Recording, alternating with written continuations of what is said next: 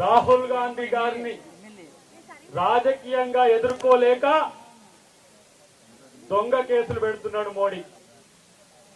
నేనంటున్నా మోడీకి, ఏ Modi, BJP Modi British వాడికే భయపడని కాంగ్రెస్ ఇది బీజేపీకి ఎంత భయపడుతుంది అనుకున్నాం అని చెప్పి ఈరోజు హెచ్చరిస్తున్నా.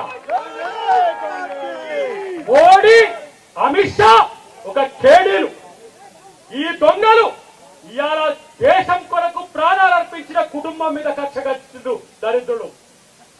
ఈ రోజు ఎక్కడ మీ స్వాతంత్ర సంగ్రామంలో మీ పాత్ర? ఇవాళ సెంటు భూమి కూడా లేదు, ఇల్లు కూడా లేని కుటుంబం మీద ఈడీ కేసు పెట్టి ఇవాళ మీరు బెదిరించాలని చూస్తే ఇవాళ గాంధీ కుటుంబానికి మేమందరం కూడా సభ్యులమే.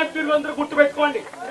నేనంటున్నా 2029 లాస్ట్ మోడీ నిన్ను తన్ని తరిమేసే రోజులు ముందున్నాయి, గుర్తు పెట్టుకోండి.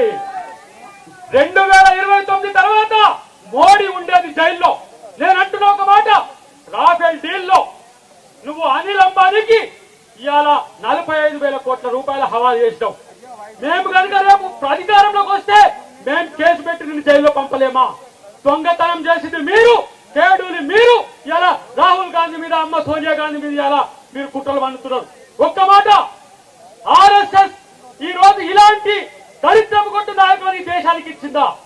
ఆర్ఎస్ఎస్ యొక్క విధానం మీద ఈ దేశ ప్రతిపక్ష నాయకుడిని మొత్తం టెర్మినేట్ చేసిన చరిత్ర ఇవాళ బీజేపీకి ఉన్నది.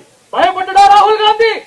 ఇవాళ ఎవరైతే ద్వేషం పంచుతున్నారో వాళ్ళ బజార్లో ప్రేమ కొట్టును పెట్టిడు రాహుల్ గాంధీ. ఇది కాంగ్రెస్ పార్టీ యొక్క కల్చర్. మేము ప్రేమనిస్తున్నాం, మీరు ద్వేషాన్ని పెంచుతున్నారు. విడగొట్టే మోడీకి తన్ని తరిమి కొట్టే రోజులు మన కాంగ్రెస్ పార్టీ చేస్తుందనే విషయాన్ని గుర్తుపెట్టుకోవాల్సిన అవసరం ఉంది. నేను అంటున్న చివరిగా ఒక మాట చెప్తున్నా మిత్రులారా, 45 సంవత్సరాల బీజేపీ, 45 సంవత్సరాల బీజేపీ, ఇలా 145 ఏళ్ల పైచిలకు చరిత్ర ఉన్న కాంగ్రెస్ పార్టీ ఈ దేశానికి స్వాతంత్రం తెచ్చినాం రా. ఒక ప్రజాస్వామ్య ద్రోహి మోడీ ఇలా ఈడీని ఎనిమి ఆఫ్ ది డెమోక్రసీగా చేసిండు. దేశంలో ఎవరైనా ప్రజాస్వామికవాదులు ప్రశ్నిస్తే వాళ్ళ మీద దాడులకు పూజగలుపుతున్న మోడీని పాతాళంలోకి తొక్కడమే మన లక్ష్యంగా ఉండాలని చెప్పి నేను కాంగ్రెస్ శ్రేణులందరికీ కూడా తెలియజేస్తున్నా. రాహుల్ గాంధీ మీరు కొట్టారండి, తెలంగాణ కాంగ్రెసే కాదు యావత్ దేశం మీ వైపు చూస్తున్నది. ఇలా 99 సీట్లు వస్తేనే ఇలా భయపడిపోతున్నారు మోడీ, అమిత్ షా.